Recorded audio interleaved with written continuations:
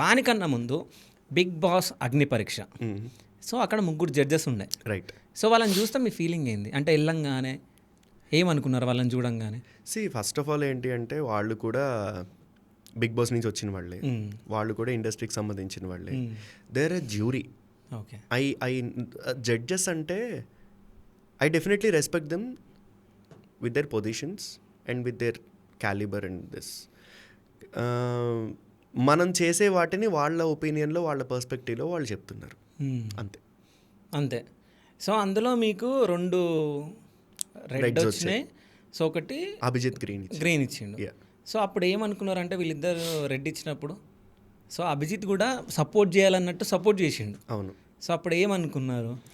నాకు అసలు first of all నేను అక్కడ మాట్లాడిన దానికి, నేను చెప్పిన దానికి నేను చాలా కాన్ఫిడెంట్గా ఉన్నా. నేను ఏవైతే అడిగారో, నేను ఏవైతే మాట్లాడారో నేను చాలా కాన్ఫిడెంట్ ఉన్నా.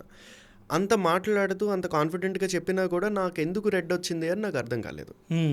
I was confused. ఓకే. ఆ తర్వాత అభిజిత్ ఏమన్నారు అంటే, ఓకే మీరు మాట్లాడడం అంత బాగానే ఉంది, I think you are too good for the Bigg Boss, you seem too good for the Bigg Boss. మీరు నెక్స్ట్ రౌండ్లో ఇంకా చూద్దాం అనుకుంటున్నాను, మీ ఫైర్ ఎలా ఉంటుందో చూద్దాం అనుకుంటున్నాను, ఇంకా ఫైర్ కావాలి అన్నట్టు అన్నారు.